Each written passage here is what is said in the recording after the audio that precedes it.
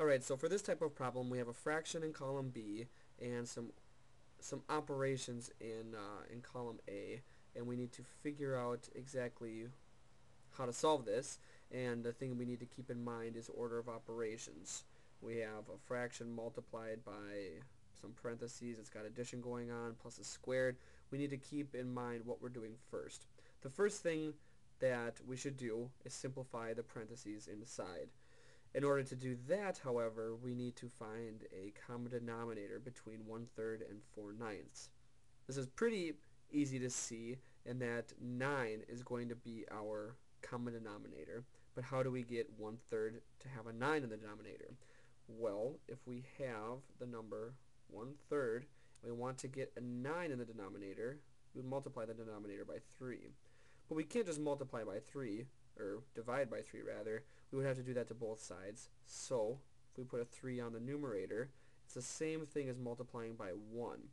So our 1/3 is still 1/3, but now it looks like 3/9.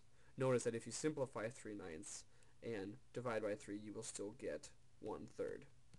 So we have now found a common denominator, and we can add these parentheses together. Inside the parentheses we have 4/9 plus 1/3, which is also the same thing as 3/9. Now that we have a common denominator, we can add them straight across, and we get 7/9. So great, so that's the inside of our parentheses. Our equation, or our expression, now simplifies to 1/3 times 7/9 squared. And now that we have just a single number in here, the next order of operation that we need to do is to square the term inside the parentheses. And since it is a fraction, we have to apply this power to both numerator and denominator.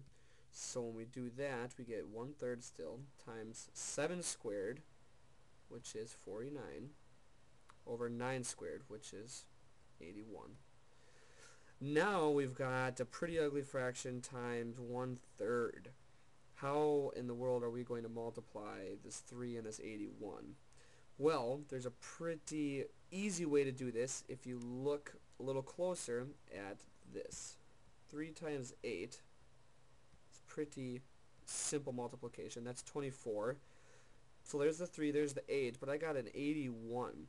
So if I put a 0 right here in front of it and go 3 times 80, well, that's the same thing as 240. But now I've still got this 81. It's not multiplied by 80, but 1 times 3, it's pretty easy to see that it's 3. So if I just add 3, we see that 3 times 81 is 243.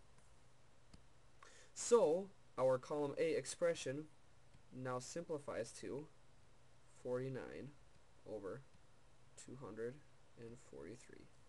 And wouldn't you know, that's what column B is. The best answer for this problem is C.